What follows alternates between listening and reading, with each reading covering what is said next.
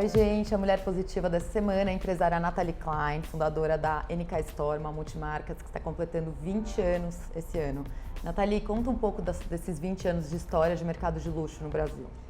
Bom, a NK começou em 97 com uma proposta que era muito diferente e eu tenho uma linhagem de uma família que vem muito de um varejo, então eu sempre tive uma paixão por moda, por arquitetura, por design. E eu achava que isso era uma carreira que era meio paralela ao meu futuro da minha carreira, que era trabalhar numa empresa familiar, né? Era trabalhar na empresa da minha família. Então, eu achava que aquilo era muito pouco desafiador e que tinha, assim, era muito óbvio o caminho a ser tomado. E tinha essa coisa latente da minha vida, que era essa paixão por moda, por arquitetura. E eu achava que esses universos, na verdade, iam se encontrar alguma hora. Mas eu não imaginei, quando eu fiz faculdade de arquitetura, que que eu ia montar a loja, ia ser um sucesso tão estrondoso que foi desde 97. Mas você mexe com o mercado de luxo também, né? A NK é voltada para esse público. O que mudou nesses 20 anos desse mercado? O que a crise afetou? Conta pra gente. O mercado vem mudando e o mercado é cíclico, eu acho que não só pela crise, mas pelos modos de comunicação, internet, enfim. Eu acho que o mercado vem se amadurecendo. A gente vê um comportamento de consumo que é completamente diferente do comportamento de consumo há 20 anos atrás. Acho que hoje as pessoas elas têm muito mais informação e elas buscam também muito mais informação sobre qualidade, sobre procedência, sobre métodos de produção, sobre cadeia produtiva, sobre cadeia de valores envolvidas nas marcas que a gente vende, que a gente comercializa. Isso é muito legal porque o mercado de luxo, de alguma maneira, tem muito a ensinar. E tem um padrão de qualidade que isso facilita muito na hora de se comunicar com esse tipo de cliente. Eu falo que eu tenho até dificuldade um pouco em falar sobre mercado de luxo em si, porque a palavra luxo eu tenho, às vezes, até uma retração para falar de luxo, porque as pessoas normalmente correlacionam luxo com preço, né, ou exclusividade ou qualidade. E eu acho que a ótica da NK é uma ótica que ela não olha com esse perfil só de ou preço, ou qualidade, ou exclusividade. A gente olha muito pela curadoria de relevância na moda. Então, qualquer coisa que passe pelo crivo de relevância na moda, ele faz parte da curadoria da NK. Então, não necessariamente precisam ser única e exclusivamente as marcas de luxo. Como que a NK se posiciona perante a essa revolução digital que aconteceu? É muito legal, porque acompanhar essa mudança de mercado é um desafio para qualquer empreendedor e para qualquer empresário, tanto aqui como em qualquer lugar do mundo. A empresa, a gente sempre tenta correr para essas inovações e ter ferramentas que ajudem a gente a entender muito sobre esse mercado novo, que é o mercado de e-commerce. A NK tem uma plataforma digital e a gente tem um resultado enorme de vendas, a gente está crescendo muito. A gente cresce muito mais hoje no digital do que nas lojas físicas que a gente tem em São Paulo e Rio de Janeiro. É um novo comportamento de vendas, é um novo cliente, é um novo jeito de se tratar o cliente.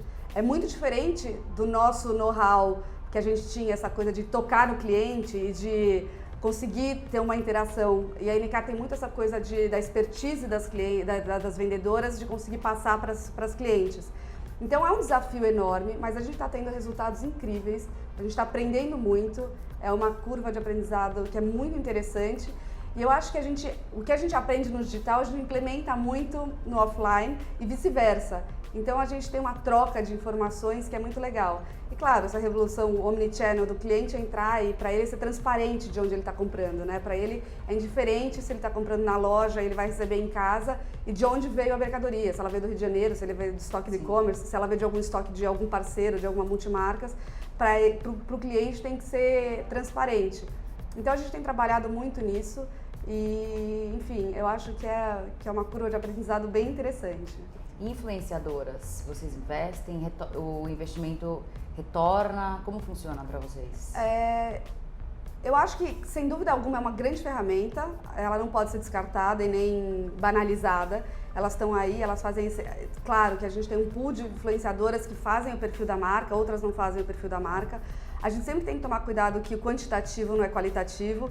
Então, quais são as pessoas que vão influenciar a marca? Tem uma coisa que é o brand awareness mesmo, e que algumas delas trazem muito e fazem com que a marca seja um pouco mais acessível ou seja mais falada e esteja mais no dia a dia de conversas quando as pessoas falam de moda. E tem algumas que trazem mais retorno. Então, isso é um estudo que a gente faz e que a gente olha muito atentamente. Claro que a gente vai se ajustando, então nem todas as influencers funcionam para todos os tipos de produto, nem todos os tipos de marca. Eu acho que isso a gente foi azeitando aos poucos e a gente foi entendendo qual influenciadora trazia esse valor para a NK e qual influenciadora trazia o brand awareness para a NK. E a gente tem muito que alinhar as expectativas com elas, né? Tem influenciadoras que falam muito essa linguagem e é muito natural. E são pessoas, todas essas que a gente tem esses contatos e que fazem, são influenciadoras que já eram clientes da NK. Então a gente não empacotou ninguém e falou agora você vende esse produto. Sim. Porque acho que tem isso, essa coisa que tem que ser cada vez mais transparente, tem que ser cada vez mais sincero, tem que ser cada vez mais o teu público dirigido que vai entender do que você está falando. Então é uma lição que a gente aprendeu de entender qual é o papel de cada uma delas. Mas sem dúvida alguma, elas são ferramentas indispensáveis hoje quando a gente fala em mundo digital. Esse ano surgiram vários guide shops, onde a cliente pode ir lá no espaço físico da marca, experimentar a roupa, efetuar a compra, mas ela não pode sair com a sacola. Eles entregam pelo e-commerce, né? Via FedEx, Correios. O que você acha dessa nova tendência da moda? Eu acho super interessante, porque quando a gente fala em retail, no retail tradicional, e se você vai em todas essas feiras, as grandes feiras do mundo, tem milhões de inovações e tem várias coisas acontecendo. Eu acho que é um exercício muito legal, eu acho que funciona para marcas que querem trabalhar desse formato. Eu acho que o importante das marcas, de cada uma que já existe, é entender o que de inovação se integra no seu modelo de negócios. Eu acho que tem muitas empresas que estão migrando de modelos de negócios porque eles são novos, ou porque eles são atrativos, ou porque eles são sexys, de appeal, de falar sobre inovação e tecnologia, mas às vezes não se encaixa no modelo de negócios. Então, eu acho que tem muita coisa diferente, tem muita ferramenta aparecendo e tem muito modo de consumo aparecendo. Eu acho que o importante é você filtrar e entender o que dessas coisas de inovação elas se aplicam para o seu negócio. A Maro nasceu, por exemplo, com esse formato e que é muito interessante. Eu acho que é um tipo de negócio que ele nasceu com essa formatação.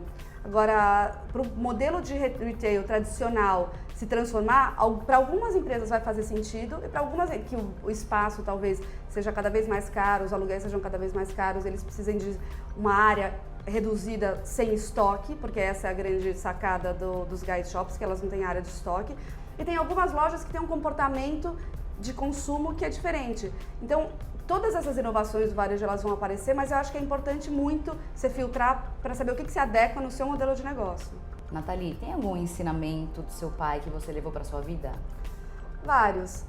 Meu pai foi... Primeiro, assim, a figura de pai é uma figura de pai independente da figura de empresário de sucesso, de ser uma grande figura no meio do varejo, tanto ele quanto meu avô. Então, a gente, durante muitos anos, ele era só o nosso pai, né? Ele não era absolutamente nada mais do que, dentro da nossa redoma, ele não era absolutamente nada mais do que o papel pai. E a gente começou a entender a importância da família no ramo de varejo quando a gente tinha uns 10, 12 anos. Até então, a gente não tinha muito essa percepção. Mas era assim, a premissa do trabalho, da dedicação total ao trabalho, era uma coisa que era super embrenhada neles. Então, não tinha essa coisa, a gente não tinha absolutamente nada de exageros, de estragos, de mimos. E eu acho que meu pai trouxe uma dessa grande lição. A gente ia muito na empresa, a gente vivia muito em São Caetano, na Casa de Bahia. Assim. E era muito legal, porque a gente entendia muito a dinâmica de trabalho deles, e quando a gente fala muito em sucessão familiar, uma das premissas de sucessão familiar é isso, que os teus filhos gostem da empresa que você trabalha, porque os filhos eles tendem a odiar onde você trabalha, porque é o que te tira deles. Então, eles já têm uma coisa, um resquício com as empresas de, eu não gosto muito de lá, porque meu pai deixa de ficar comigo para trabalhar. Isso foi muito legal, que minha família envolveu muito a gente. A partir dos 10, 12 anos, era como se fosse, a gente saía da escola, a gente ia para lá fazer lição de casa. Então, era um ambiente que, apesar de ser super competitivo e ter essa coisa da concorrência, do trabalho muito árduo, era uma coisa muito leve, era um trabalho que a gente entendia aquilo como Diversão. o prazer deles. Isso foi uma coisa que meu pai ensinou muito, que ele trabalhava não só porque ele precisava, porque era trabalho, mas que ele amava muito o que ele fazia, que o trabalho para ele era uma coisa que ele tinha optado em trabalhar daquele jeito, a quantidade de horas por dia, pelo amor que ele tinha ao trabalho. E ele Isso é uma passou coisa isso pra vocês? Muito, muito. Legal.